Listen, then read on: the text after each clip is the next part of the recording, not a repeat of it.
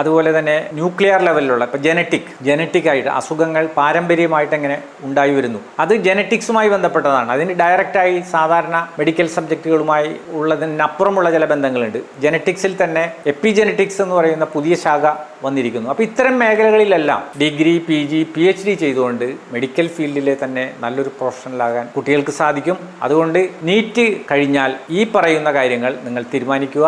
എനിക്കിനി റിപ്പീറ്റ് ചെയ്താൽ കിട്ടാൻ സാധ്യതയുണ്ട്, മറ്റൊന്ന് റിപ്പീറ്റ് ചെയ്താലും കിട്ടാൻ സാധ്യതയില്ല. എന്നാൽ മെഡിക്കൽ ഫീൽഡിൽ നല്ലൊരു പ്രൊഫഷണലാകണം. അങ്ങനെയുള്ളവർക്ക് ഈ പറഞ്ഞ മേഖലകളിലൂടെ ആ ഫീൽഡിൽ ഏറ്റവും നല്ലൊരു പ്രൊഫഷണലായി മാറാൻ സാധിക്കും. ഇതുമായി ബന്ധപ്പെട്ട് നിങ്ങൾക്ക് എന്തെങ്കിലും സംശയങ്ങളുണ്ടെങ്കിൽ, കൂടുതൽ കൺസൾട്ടേഷൻ ആവശ്യമാണെങ്കിൽ, അതുപോലെ ഇതുമായി ബന്ധപ്പെട്ട് കോഴ്സുകളെ പറ്റിയുള്ള വിവരങ്ങൾ, എങ്ങനെയാണ് ഇതിന് പ്രിപ്പയർ ചെയ്യേണ്ടത്, കാരണം സാധാരണ ഒരു ഡിഗ്രി കഴിഞ്ഞ് പോകുന്നത് പോലെയല്ല, ഡിഗ്രി, PG, PhD വരെയും പോകുമ്പോഴാണ് ഇത്തരം മേഖലകളിൽ ഏറ്റവും നന്നായി എസ്റ്റാബ്ലിഷ് ചെയ്യാൻ പറ്റുന്നത്. അപ്പോൾ അത്രയും എസ്റ്റാബ്ലിഷ് ചെയ്യാൻ എന്തെല്ലാം കാര്യങ്ങളാണ് ചെയ്യേണ്ടത്? ചിലപ്പോൾ സെമിനാറുകളിൽ പങ്കെടുക്കേണ്ടി വരും, സെമിനാർ പേപ്പറുകൾ പ്രസൻറ്റ് ചെയ്യേണ്ടി വരും, അത് റിസർച്ച് പേപ്പേഴ്സാക്കി മാറ്റേണ്ടി വരും, അത് ഇന്ത്യയിലോ വിദേശത്തോ ഉള്ള പ്രൊമിനൻ്റായ മെഡിക്കൽ ജേണലുകളിൽ പബ്ലിഷ് ചെയ്യേണ്ടി വരും. അപ്പോൾ ഇത്തരത്തിലുള്ള കാര്യങ്ങൾ ചെയ്തുകൊണ്ടാണ് മുന്നോട്ട് പോകുന്നതെങ്കിൽ തീർച്ചയായും നിങ്ങൾക്ക് ഒരു ഓൾട്ടർനേറ്റീവ് മാർഗത്തിലൂടെ, വ്യത്യസ്തമായൊരു മാർഗത്തിലൂടെ മെഡിക്കൽ ഫീൽഡിലെ തന്നെ ഏറ്റവും എക്സലൻ്റായ പ്രൊഫഷണൽസായി മാറാൻ സാധിക്കും.